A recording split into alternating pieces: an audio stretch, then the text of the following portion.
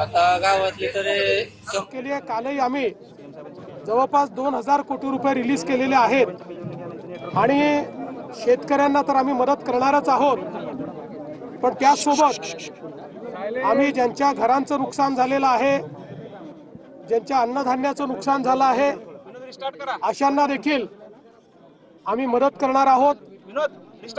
शासनाने हा निर्णय केलेला आहे की कुठलेही अधिकचे निकष न लावता आणि कुठे आवश्यकता असेल तर निकष शिथिल करून नागरिक केंद्रित मदत करायची आहे। केवळ नियमांवर बोट न ठेवता नागरिकांना आणि शेतकऱ्यांना मदत होईल, शेतमजुरांना मदत होईल अशा पद्धतीनं मदत करण्याचे निर्देश आम्ही दिलेले आहेत। आणि पहिल्यांदाच आपत्ती सुरू असताना ऑलरेडी आम्ही पैसे रिलीज करणं सुरू केलेलं आहे। दिवाळीच्या पूर्वीच आम्ही सगळ्यांना या ठिकाणी मदत करणार आहोत। सर, ओला दुष्काळ जाहीर करावा अशी प्रामुख्याने मागणी होते। असं आहे की ओला दुष्काळ ही आपली बोलीभाषेतली टर्म आहे, पण पावसामुळे जे जे नुकसान झालेलं आहे ते सगळ्या नुकसानाची भरपाई आणि साधारणपणे टंचाईच्या परिस्थितीमध्ये आपण शेतकऱ्यांना ज्या सवलती देतो त्या सवलती अशा सगळ्या आम्ही द्यायचा निर्णय केलेला आहे। त्याच्यामुळे सगळ्या प्रकारच्या सवलती आम्ही देऊ। केंद्राची मदत अपेक्षित आहे का सर? आता पहिल्यांदा तातडीची मदत हा महत्त्वाचा विषय आहे।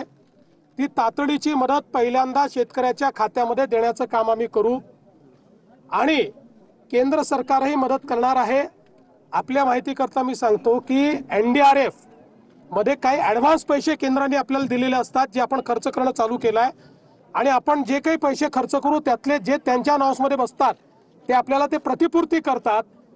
मागच्याही काळामध्ये तसंच झालेलं आहे आणि जे त्यांच्या नावामध्ये बसत नाही ते आपण आपल्या नावामध्ये बसवून आपल्या निधीतनं ते पैसे देतो।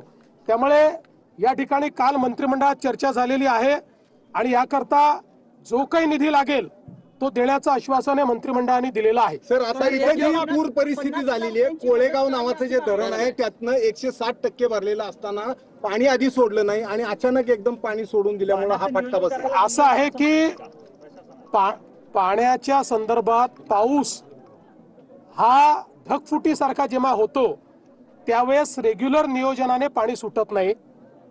तथापि या संदर्भात आम्ही काही कुठे कोणी चूक केली आहे का, पाणी योग्य वेळी सोडलं नाही काय तपासून बघू।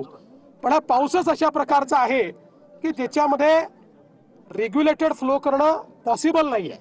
रेग्युलेटेड फ्लो केला तर दुसऱ्या बाजूला अजून मोठा पूर येऊ शकतो आणि म्हणून त्या दृष्टीनं हे काम केलं आणि अनरेग्युलेटेड कॅचमेंट जे आहे त्याच्यामध्येही ढगफुटीसारखा पाऊस झालेला आहे। त्यामुळे केवळ धरणाचा विषय राहिलेला नाही, धरणाच्या व्यतिरिक्त जे कॅचमेंट आहे त्यातही पाऊस झालेला आहे।